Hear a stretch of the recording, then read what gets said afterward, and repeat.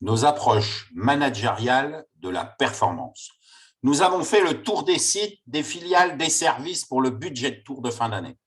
La méthode des budgets a été posée. Les 3 chiffres.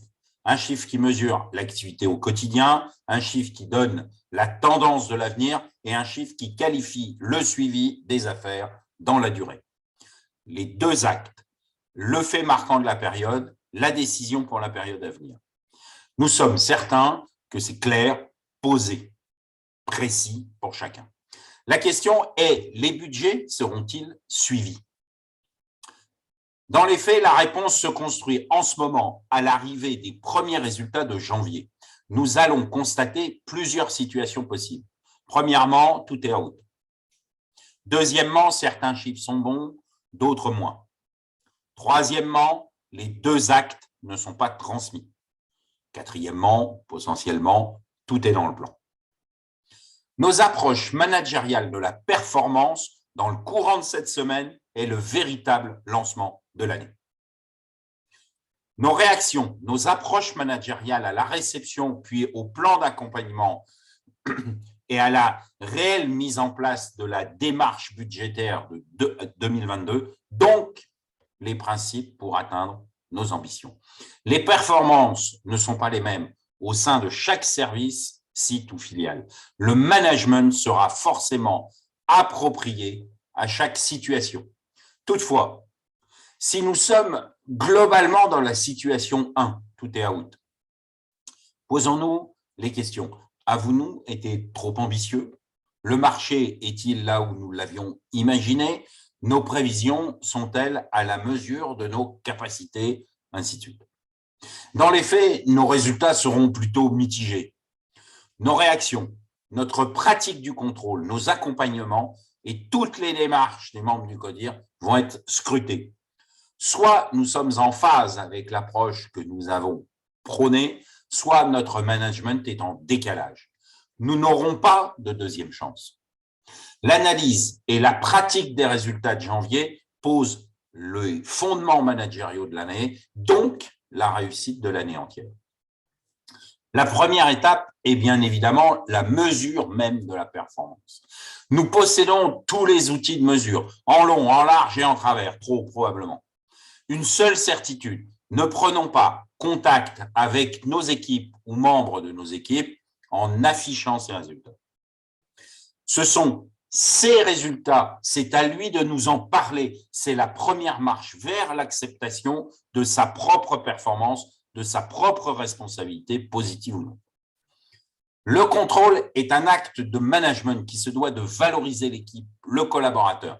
Nous ne parlons pas, ils présentent leurs résultats. Nous devons éviter à tout prix, j'ai regardé tes chiffres, comment les expliques-tu? À l'initiative des acteurs, nous devons donc reprendre chaque chiffre atteint, pourquoi, comment, combien, félicitations, plan de continuité. Non atteint, pourquoi, comment, combien, plan de retour à l'ambition qui doit mener rapidement aux félicitations. Cette démarche prend du temps. Elle est cruciale pour les réussites suivantes. Assumer, expliquer, comprendre, poursuivre. Poursuivons l'analyse des fameux tableaux de bord. Il manque les 2 actes ou l'un des 2, le fait marquant la décision.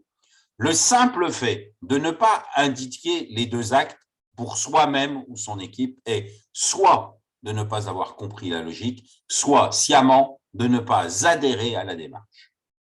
Dans les 2 cas, nous devons reprendre les principes et construire les réponses avec chaque manager afin qu'il puisse le faire dans les périodes suivantes. Concernant le fait marquant, il est important que chacun comprenne que le fait du jour ou de la veille est le résultat du lendemain. Ce fait peut être une performance spécifique de l'équipe ou de l'environnement. Cela peut aussi être une information cruciale concernant le marché, la technique ou autre. Ce fait engendre surtout un échange avec le manager du manager, donc du CODIR à nous. Concernant la décision, par principe, un collaborateur, un manager, se doit de décider de son action, de ses actions à venir. C'est l'outil de mesure de la capacité d'autonomie de chacun. Une fois de plus, cet élément est l'objet d'un échange avec le manager du manager, donc du codir avec nous. Nous pouvons même imaginer que cette décision soit « tout va bien, on continue ». C'est alors prendre acte consciemment de la performance et de la véracité de nos pratiques. Il nous reste 2 points à aborder. Premièrement, que faire en cas de performance globale? Deuxièmement, que faire en cas de sous-performance pour les résultats non acquis? Dans le cas de la performance globale d'une équipe, d'une filiale ou d'un site, bien évidemment, la félicitation, les félicitations, la valorisation s'imposent. Attention, nous sommes en janvier, certains surperforment via un frigo 2021. Une des pratiques importantes, c'est aussi le partage avec les autres filiales, services ou sites, qui permettent de valoriser chaque performance vis-à-vis des autres. Attention, chacun doit être en capacité de partager des bonnes pratiques. Dans le cas des résultats non atteints, la tentation est forte de reporter le décalage sur le ou les mois suivants. C'est très culturel. Quelle est la culture de votre structure, de votre groupe? Mais aussi, posons la question, reportons-nous aussi les surperformances? C'est assez rare. Dans les faits, si une équipe ne réussit pas janvier, nous reportons assez facilement en février ses objectifs non atteints. Mais si janvier surperforme, nous ne changeons pas les objectifs de février. Soyons cohérents et sachons travailler nos prévisions pour qu'elles soient atteignables. Un non atteint ne se reporte pas, une surperformance non plus. À très bientôt sur le terrain, à votre disposition.